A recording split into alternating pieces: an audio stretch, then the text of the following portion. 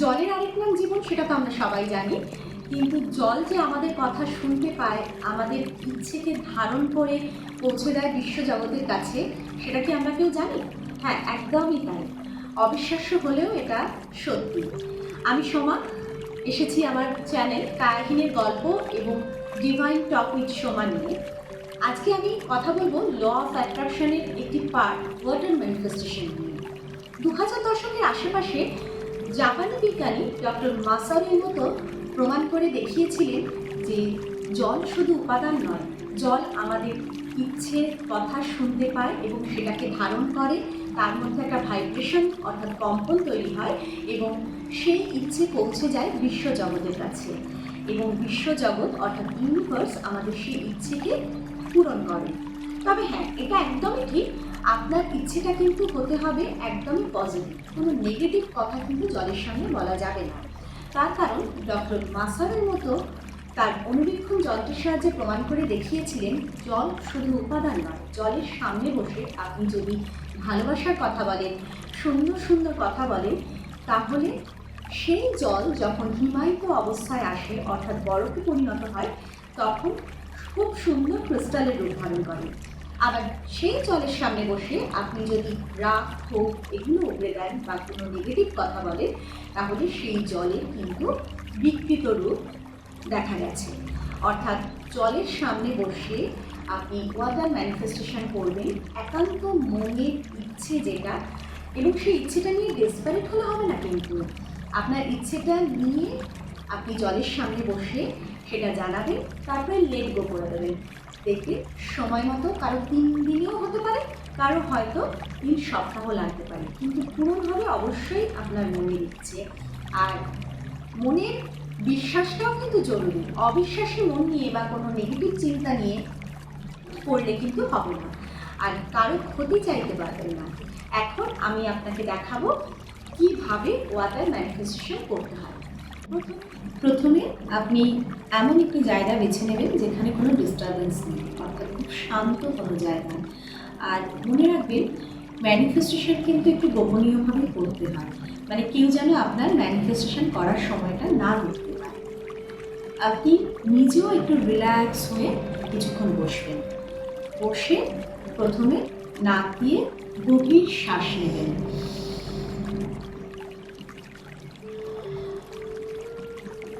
এইভাবে মুখ দিয়ে ছাড়বেন। আপনি নাক দিয়ে একবার নেবেন, মুখ দিয়ে ছাড়বেন। এভাবে 3 বার গভীর শ্বাস নিয়ে তারপর ছাড়বেন।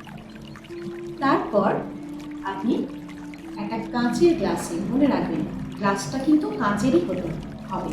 বটলটাও আমার কাঁচের, বাট নট নেসেসারি যে আপনার কাঁচের বটল হতে হবে, তবে গ্লাসটা কিন্তু অবশ্যই কাঁচের হতে হবে। আর কাঁচের গ্লাসে আপনি ঠিক ততটুকুই জল নেবেন যতটুকু জল আপনি নিজে তখন খেতে পারবেন।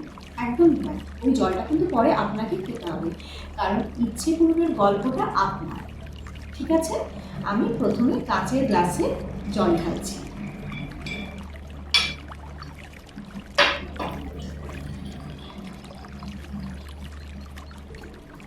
আমি এখন দেখুন হাফ গ্লাসের সামান্য একটু বেশি জল নিয়েছি, কারণ এই মুহূর্তে আমি এর থেকে বেশি জল খেতে পারবো না। তারপর আমি যেটা করব, প্রথমে দুটো হাত দিয়ে গ্লাসটাকে এরকমভাবে ধরবো, আমার নিজের এনার্জিটা গ্লাসের মধ্যে দেব, দিয়ে কিছুক্ষণ গ্লাসের দিকে তাকিয়ে থাকবো। তারপর আমার মনের ইচ্ছেটা জোরে জোরেও বলতে পারেন, আবার মনে মনেও বলতে পারেন। আমি আমার মনের ইচ্ছেটা মনে মনে বলছি, আপনি চাইলে জোরে জোরেও বলতে পারেন, তবে হ্যাঁ, কেউ যেন না শুনতে পারে। 3 বার আপনি আপনার মনের ইচ্ছেটা এখানে বলবেন, এবং মনে রাখবেন সেই ইচ্ছেটা কিন্তু আপনি প্রেজেন্ট টেন্সে বলবেন। যেমন ধরুন আপনি একটা ভালো জব চাইছেন, আপনি সঙ্গে সঙ্গে বলবেন আমি অমুক কোম্পানিতে জবটা পেয়ে গেছি, মানে ফিউচার টেন্সে কিন্তু বলবেন না। কিংবা আপনি আপনার ভালোবাসার মানুষটিকে নিজের করে চাইছেন, সেটাও বলবেন যে আমার সাথে অমুকের সম্পর্ক খুব ভালো আছে, আমরা পরস্পর খুব ভালো আছি। তবে হ্যাঁ, একটা ঠিক যে ইচ্ছে যেন একটাই হয়। একসাথে অনেক ইচ্ছে বললে কিন্তু জল নিজেও কনফিউজড হয়ে যাবে, ইউনিভার্সও কনফিউজড হয়ে যাবে। তাই জন্য আমি আমার একটা ইচ্ছেই বলছি এখানে।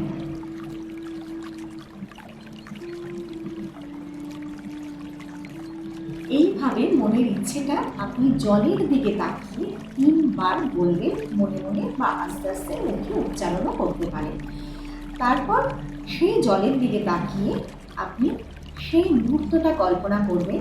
যদি আপনার ভালোবাসার মানুষের সাথে হয়, তার সাথে আপনি খুব ভালো আছেন, এরকম মুহূর্ত কল্পনা করবেন।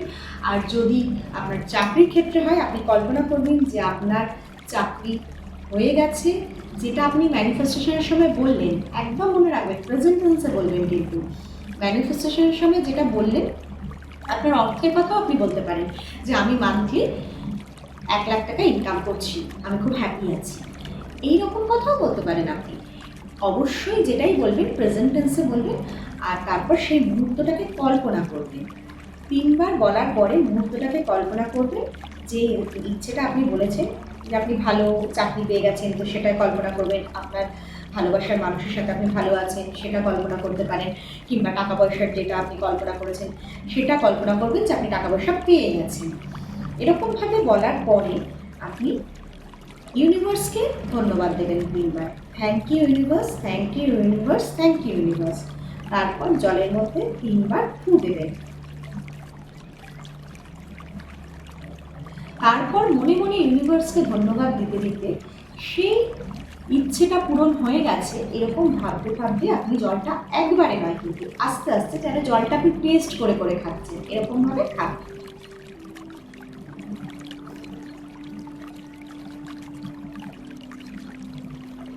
আর বারবার কিন্তু thank you universe, thank you universe, thank you universe, এটা মনে মনে বলতে থাকবেন এবং সেই পরিস্থিতিটাকে আপনি কল্পনা করুন।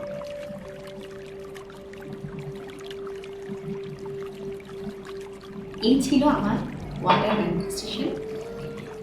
করে দেখুন, অবশ্যই মনের বিশ্বাস নিয়ে করলে ফল পাবেন। তবে হ্যাঁ, ডেসপারেটলি কোনো কিছু চাইবেন না, কারো ক্ষতি চাইবেন না। আপনি এই ইচ্ছেটা পূরণের জন্য ম্যানিফেস্ট করে তারপর বিশ্বজগতের হাতে ছেড়ে দিন। অপেক্ষা করুন না, আমার বিশ্বাস 21 দিনের মধ্যে নিশ্চয়ই পূর্ণ হবে। হতে পারে সেটা 1 মাসও লাগতে পারে, কিন্তু পূর্ণ হবে। কারো কারো তো 2-3 দিনের মধ্যে পূর্ণ হচ্ছে। তবে মনের যে বিশ্বাসটা, ওটা কিন্তু সবার আগে দরকার। আজ এই পর্যন্তই। পরে আবার কোনো এরকম ম্যানিফেস্টেশন বা রিচুয়াল নিয়ে আমি হাজির হব, কাহিনের গল্প এবং divine talk with Soma channel নিয়ে। নমস্কার।